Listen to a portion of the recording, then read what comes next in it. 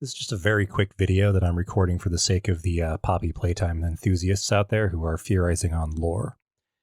It's not really meant for anyone who hasn't followed the series, and I'm only doing it because I actually rather like the direction the series has been taken with Chapter 3.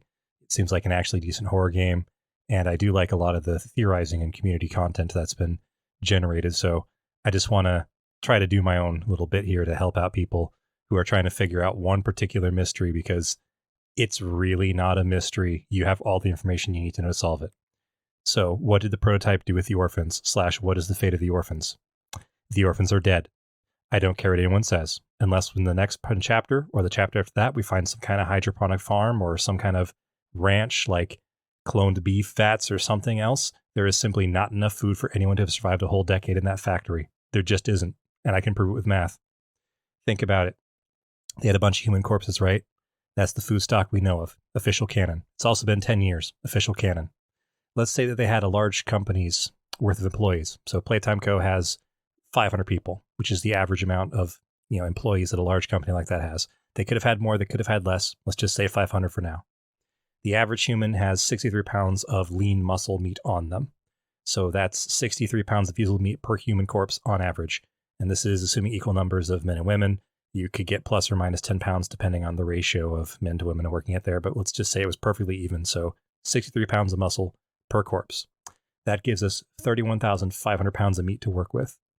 Let's also ignore the fact that in humans, cannibalism often results in prion diseases, most of which are fatal, the rest of which will drive you mad until you die of thirst, probably, or self-injury, other horrible things like that. You know mad cow disease? That's a prion disease. We're just as vulnerable to it as cows. Let's pretend that all the meat in this story is 100% safe for the toys and orphans to eat alike. Let's also assume that the toys eat as much as an average human.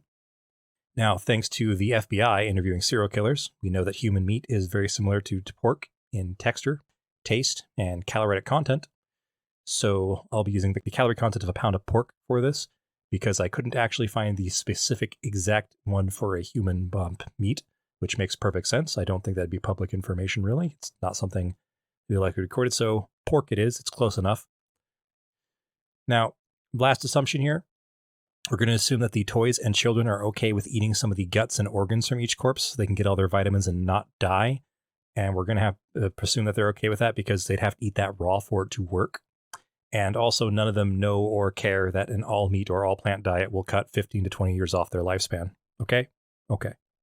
So a pound of pork has approximately 1,099 calories. That's just over half the daily recommended diet for an active working adult human. A sedentary lifestyle drops that a good deal. Enough that with size limitations from the malnutrition these orphans would be experiencing, a pound of meat should keep one of these kids alive for roughly a day. So that means that by coincidence, there's 31,500 days worth of food in the biomass of an average company's employee population. So if there are 100 children, which seems like it could be true based on the orphanage as we see it, there would be a total of 315 days worth of food for just the orphans alone, assuming the toys ate nothing at all.